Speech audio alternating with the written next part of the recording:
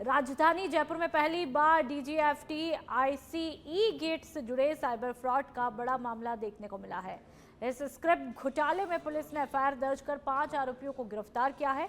आरोपियों ने फर्जी आधार और पैन कार्ड के जरिए डिजिटल सिग्नेचर सर्टिफिकेट बनवाया और उनका उपयोग करके डीजीएफटी आईसीई गेट के सुरक्षित पोर्टल पर अनाधिकृत लॉगिन किया। इसके बाद उन्होंने निर्यातकों के खातों में मौजूद ड्यूटी क्रेडिट स्क्रिप्ट यानी कि RODTEP और ROSCTL को फर्जी खातों में ट्रांसफर कर भुना लिया। रकम को छिपाने के लिए कई म्यूल अकाउंट के जरिए ट्रांजैक्शन भी किए गए। मामले में विशेष आयुक्त ने जांच जारी होने की बात कही है।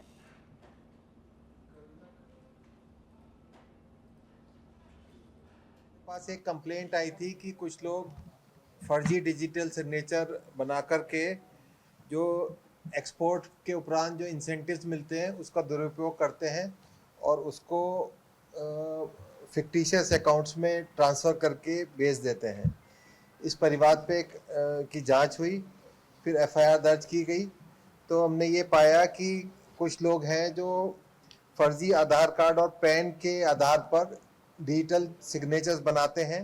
उसके बाद डीजीएफटी के आईसी गेट का जो पोर्टल होता है जहाँ पर के एक्सपोर्ट करने पे जो क्रेडिट्स मिलते हैं उस पर अनधिकृत रूप से लॉगिन करते हैं। उसके बाद जो उनके स्क्रिप्ट्स होती हैं एक्सपोर्ट क्रेडिट के जो बेनिफिट्स होते हैं वो म्यूल अकाउंट्स में ट्रांसफ़र करके फिर इनको बेच देते हैं। तो इस संदर्भ में विस्तृत जांच हुई। इसमें हमने करीब 13 से 15 एक्यूज को आइडेंटिफाई किया, जिसमें से हमने 5 एक्यूज अभी अरेस्ट कर लिए, जिसकी की डिटेल्स आपको अभी देंगे। प्रत्येक डिजिटल सिग्नेचर से करीब 1 करोड़ रुपए का औसतन फ्रॉड करना पाया गया है और ऐसे करीब 400 डिजिटल सिग्नेचर्स हमको मिले हैं जो कि फेक है।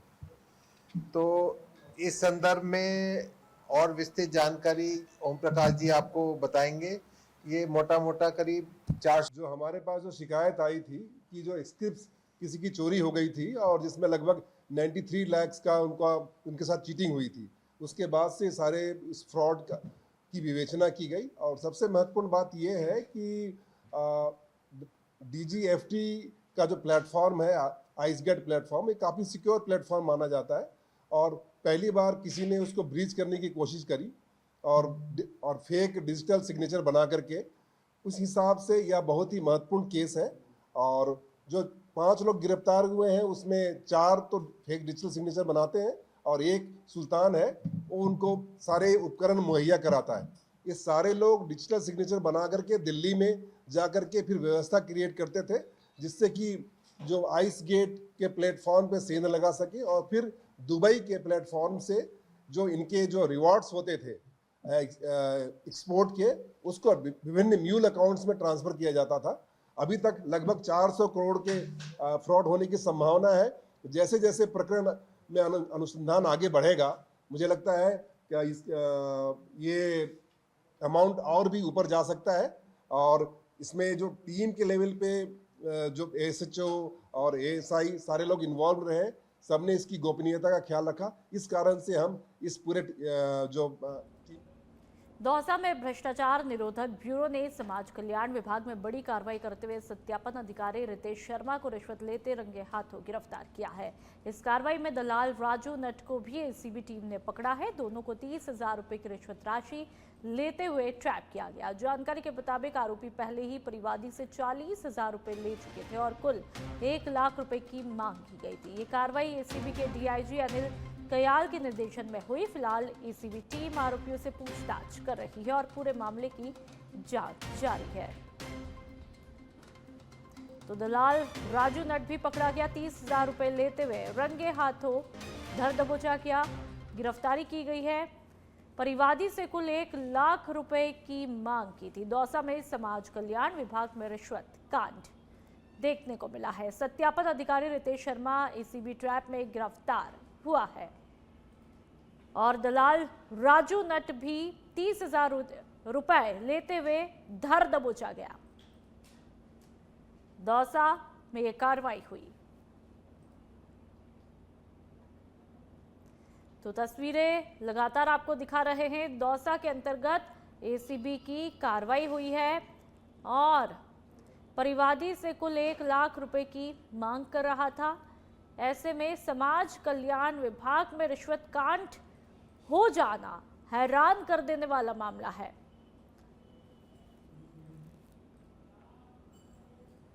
उत्तर पश्चिम रेलवे ने अपनी परिचालन क्षमता को बढ़ाने के लिए बड़ा कदम उठाया है। रेलवे अपने रखरखाव ढांचे को मजबूत करते हुए 20 नई पिट लाइनों का निर्माण कर रहा है। इस पहल से ट्रेनों के समय पर मेंटेनेंस की सुविधा में सुधार होगा और रेलवे की कुल परिचालन क्षमता में उल्लेखनीय वृद्धि भी होगी।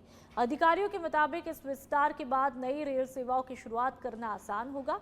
रेलवे का कहना है कि इससे न केवल ट्रेनों के संचालन में दक्षता बढ़ेगी बल्कि क्षेत्र के सामाजिक और आर्थिक विकास को भी गति मिलेगी।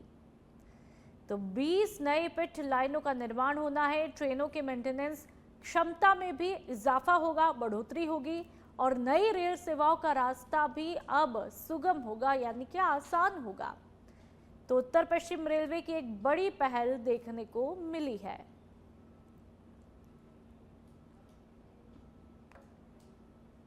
एनडब्ल्यूआर अपनी ट्रेन रनिंग कैपेसिटी को ऑलमोस्ट डबल करने जा रहा है। अभी हमारे पास 22 पिट लाइंस हैं। पिट लाइंस का प्रयोग ट्रेन की प्राइमरी मेंटेनेंस के लिए किया जाता है। कोई भी ट्रेन संचालन से पहले उसका प्राइमरी मेंटेनेंस किया जाता है। अभी हम लोग 20 और पिट लाइंस बनाने जा रहे हैं। इनका डेवलपमेंट बड़ी तेज़ी से चल रहा है और जल्दी इनका डेवलपमेंट कंप्लीट हो जाएगा। उसके पश्चात हमारी पिट लाइंस की संख्या ऑलमोस्ट डबल हो जाएगी, जिससे हमारी ट्रेन रनिंग कैपेसिटी जो है वो लगभग दोगुनी हो जाएगी और नई ट्रेन के संचालन में हमें जो प्राइमरी मेंटेनेंस की ज़रूरत होती है उसकी आवश्यकता को पूरी करने के लिए बहुत अधिक। बूंदी के केशवराय पाटन को आज बड़ी विकासात्मक सौगात मिली, जब लोकसभा अध्यक्ष ओम बिरला ने करीब 36 करोड़ रुपए की लागत से विभिन्न विकास कार्यों का लोकार्पण और शिलान्यास किया। राजकीय उच्च माध्यमिक विद्यालय में आयोजित कार्यक्रम में बड़ी संख्या में जनप्रतिनिधि, बीजेपी कार्यकर्ता, आमजन मौजूद रहे। इस दौरान लेसरदा मायजा सड़क निर्माण, नोधाणी खेल स्टेडियम सहित कई परियोजनाओं की शुरुआत हुई। ओम बिरला ने कहा, इन विकास कार्यों से इलाके के इंफ्रास्ट्रक्चर और खेल सुविधाओं को नई गति मिलेगी। साथ ही स्वदेश दर्शन 2 योजना के तहत केशवराय जी मंदिर का भी विकसित स्वरूप तैयार किया जाएगा। तो बूंदी के केशवराय पाटन की ये तस्वीरें, केशवराय जी मंदिर का विकास होगा और 36 करोड़ के विकास कार्यों का लोकार्पण किया जाएगा। विकास की सौगात लोकसभा अध्यक्ष ओम बिरला ने दी है। कई परियोजनाएं शुरू की गई है। सड़क निर्माण, खेल स्टेडियम समेत कई परियोजनाओं को शुरू किया गया है।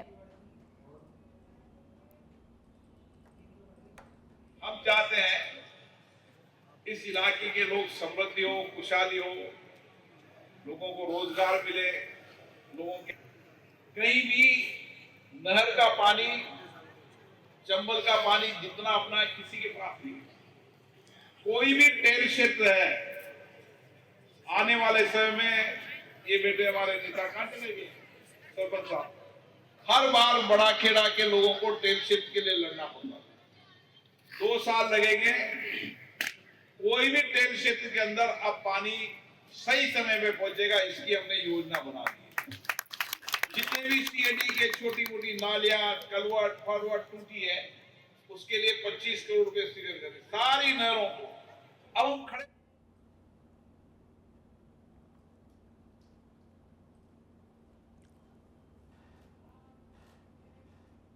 राजधानी जयपुर में पहली बार डीजीएफटी आईसीई गेट से जुड़े साइबर फ्रॉड का बड़ा मामला देखने को मिला। इस स्क्रिप्ट घोटाले में पुलिस ने एफआईआर दर्ज करते हुए 5 आरोपियों को गिरफ्तार किया है। जानकारी के मुताबिक आरोपियों ने फर्जी दस्तावेजों के आधार पर डिजिटल सिग्नेचर सर्टिफिकेट बनवाकर डीजीएफटी आईसीई गेट पोर्टल पर अनाधिकृत लॉगिन किया और निर्यातकों के खातों से ड्यूटी क्रेडिट स्क्रैप ट्रांसफर करके आर्थिक लाभ उठाया। फिलहाल पुलिस पूरे मामले की जांच में जुटी है। इस पूरे मामले को लेकर सच बेधड़क संवाददाता राकेश दाधीच ने विशेष आयुक्त यानी कि ओम प्रकाश पासवान से खास बातचीत की है, आप भी सुन लीजिए।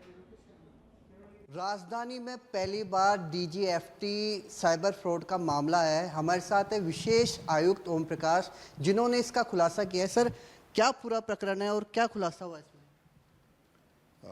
जैसा कि आपको ध्यान है कि जो डिजिटल सिग्नेचर होते हैं काफ़ी सिक्योर होते हैं। सारे कॉरपोरेट सेक्टर जो गवर्नमेंट एजेंसीज हैं उनको यह बताया गया है कि आने वाले समय में डिजिटल सिग्नेचर ही यूज़ करें, चूँकि इंटरनेट का ज़माना है। परंतु पहली बार ऐसा देखा गया कि DGFT का जो प्लेटफॉर्म है आइस गेट, उसमें एक्सपोर्ट करने पे पॉइंट्स मिलते हैं। उन पॉइंट्स का उपयोग बिजनेसमैन कर सकता है, परंतु कुछ लोगों ने फर्जी आधार कार्ड, पैन कार्ड बना करके फर्जी डिजिटल सिग्नेचर बनाए।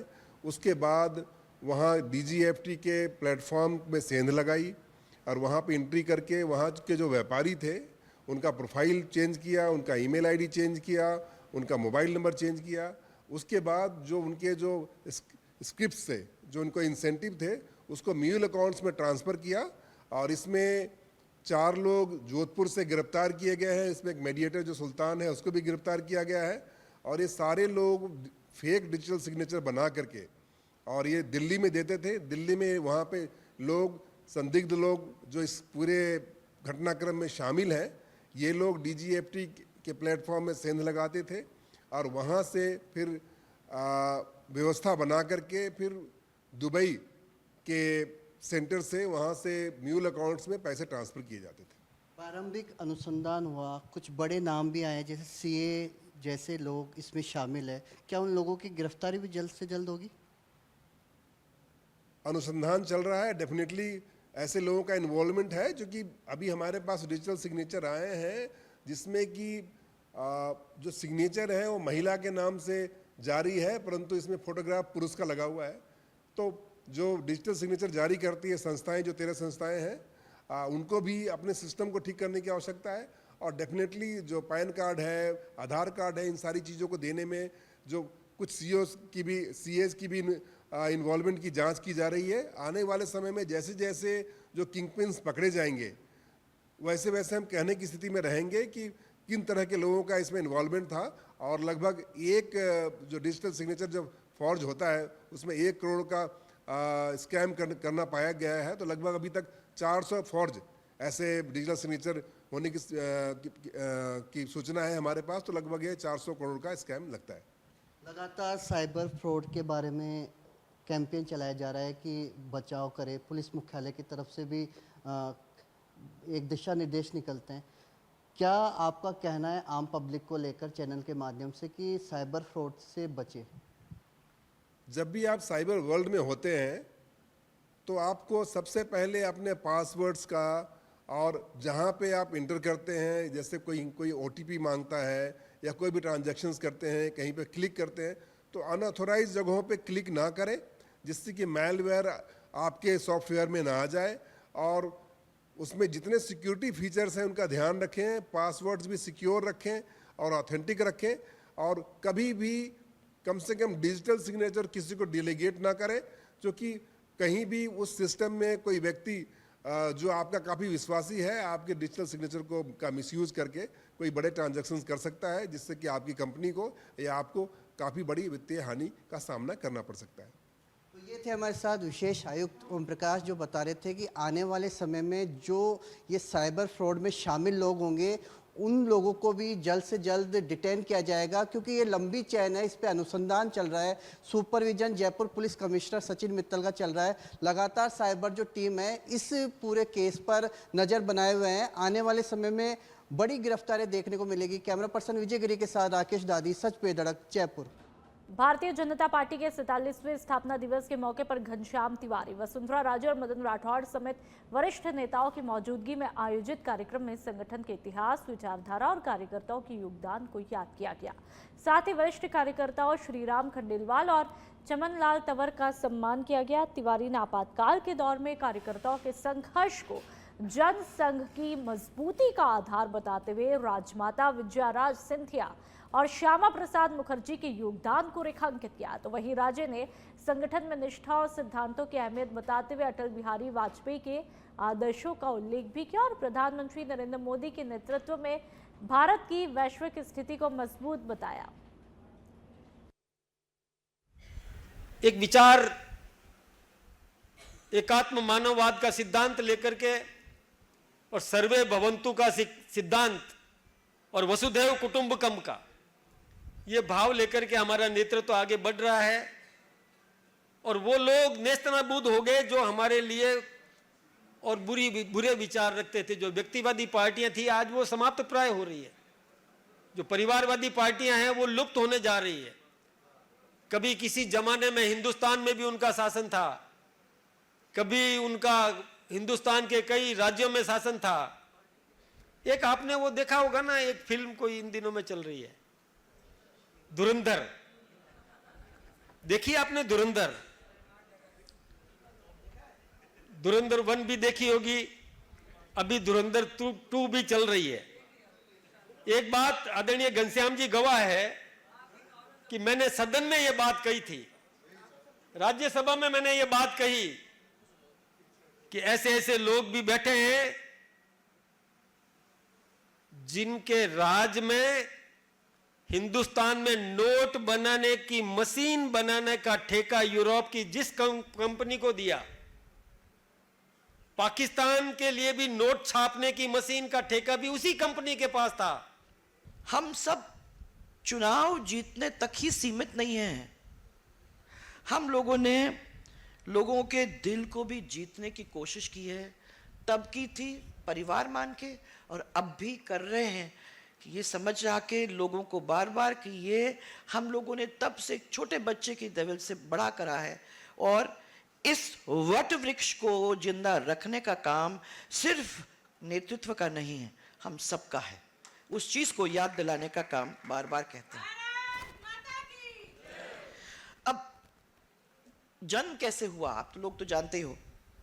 1977 में मुझे याद है इंदिरा गांधी जी ने जब आपातकाल खत्म कर चुनाव करने का जब फैसला किया था, तब हमारे जयप्रकाश जी नारायण ने आह्वान किया और सभी जो कांग्रेसी पार्टी नहीं थे वो सब एक साथ आके विलय, तो उस समय कांग्रेस पार्टी में होके सब लोगों ने मिलके एकजुट जनता पार्टी बनाने का अगेंस्ट कांग्रेस सब ने ये अपना मन बनाया।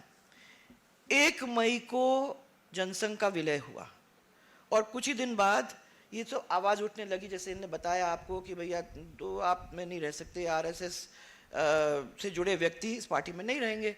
तो 6 अप्रैल को 1980 में भारतीय जनता पार्टी बनी और पहले अध्यक्ष जैसे आपको मालूम है अटल बिहारी वाजपेयी जी बने। घनश्याम जी ने कहा कि वो सौभाग्यशाली थे कि उस टाइम वो थे वहाँ, और मैं भी बहुत सौभाग्यशाली थी कि उस समय उस बॉम्बे के रेस कोर्स में वानखेड़े स्टेट वहाँ। चूंकि मैं जनसंघ किस प्रकार काम करता था, वसुंधरा जी बैठी है उनको याद देखने में याद दिला दूं कि कुशाभाऊ ठाकरे और वो जनसंघ की स्थापना करने के साथ जनसंघ के पास पैसों की बहुत कमी थी, काम चलता ही नहीं था। तो राजमाता साहब के पास गए थे, आपकी माता श्री के पास, और उन्होंने अपने हाथ में जो पेन रखा था, क्या घड़ी थी या क्या था वसुंधरा जी, है घड़ी, वो घड़ी भी बहुत मूल्यवान थी, वो घड़ी उतार कर दी थी जिससे जनसंघ का काम चला। तो ये इस प्रकार ये कर काम चला। तो वो जनसंघ जो था उस जनसंघ को विलय करने का कारण है, वो जनसंघ को विलय करने का कारण आया। इस भारत में एक बहुत बड़ा मूवमेंट प्रारंभ हुआ था और वो शुरू हुआ था गुजरात से, छात्र नवनिर्माण आंदोलन। उसके बाद में वो बिहार में शुरू हो गया, उसमें लंबा नहीं जा रहा हूं। बिहार में जयप्रकाश नारायण जी के नेतृत्व में शुरू हो गया, और जयप्रकाश नारायण जी ने जब पटना में प्रवेश करने लगे और उनको ऊपर जब लाठियां बरसाई गई और नानाजी देशमुख ने उन पर छाया करके खुद अपने शरीर पर लाठियां झेली। उस समय रामधारी सिंह दिनकर चेन्नई में थे और उन्होंने ये कहा था, उसमें उन्होंने कहा था कि समर शेष है नहीं पाप का भागी केवल व्याध, जो तटस्थ है समय लिखेगा उसका भी अपराध। और उनकी इन पंक्तियों के बाद में जनसंघ भी उस आंदोलन में शामिल हो गया और इंदिरा जी का इलाहाबाद हाई कोर्ट से चुनाव अवैध घोषित हो गया और उन्होंने देश में आपातकाल लगा दिया।